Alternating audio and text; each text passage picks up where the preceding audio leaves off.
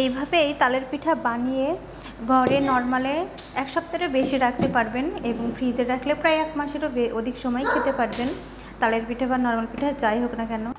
তো সর্বপ্রথম আমি এখানে নিয়ে নিয়েছি 2 রকমের আটা, চালের গুঁড়া এবং যে ময়দা দিয়ে আমরা রুটি বানাই সেটা।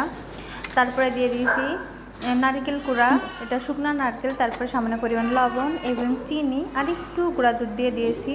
তারপর কিন্তু এই যে তালের গুঁড়াটা যে ফ্রিজে ছিল এটা দিয়ে দিলাম। তার আগে কিন্তু আমি সম্পূর্ণ শুকনো উপকরণগুলোকে খুব সুন্দরভাবে চামচের সাহায্যে সুন্দরভাবে মিশিয়ে নিয়েছি।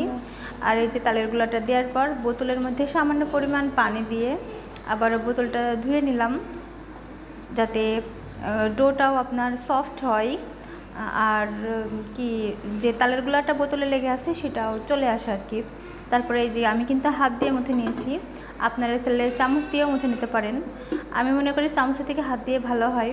তারপর আধা ঘন্টা রেস্টে রেখেছিলাম, আলহামদুলিল্লাহ। তারপরে এই যে সফট একটা এরকম কনসিস্টেন্সিতে চলে এসেছে। এখন ভেজে নেব পিঠাগুলোকে। তো সর্বপ্রথম আমি কড়াইতে চুলার উপরে একটা কড়াই দিয়েছিলাম, আর কড়াইটা কিন্তু একটু হিট হওয়ার পরেই আমি যে রেগুলার তেল, সয়াবিন তেল সেটা দিয়ে দিয়েছি। তারপর তেলটাকে গরম করে নেওয়ার পর একটু চেক করে নিলাম যে তেলটা সুন্দরভাবে গরম হয়েছে কিনা। ডোটা দেওয়ার পর যে ফুলে উঠেছে তখনই ভাবলাম এটা খুব ভালোভাবেই কিন্তু গরম হয়ে গেছে। তারপর এক এক করে পিঠা ভেজে নিলাম।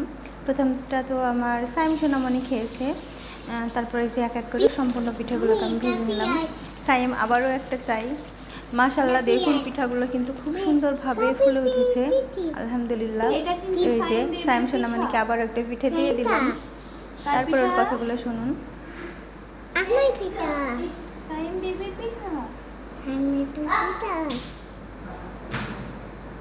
এই তো আলহামদুলিল্লাহ আমার এক এক করে সব পিঠা বানানো শেষ।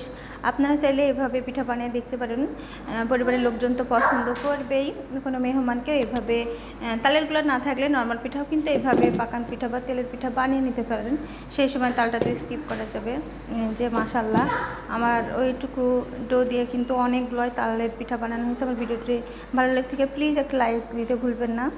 আল্লাহ হাফেজ, সকলে অনেক বেশি ভালো থাকবেন।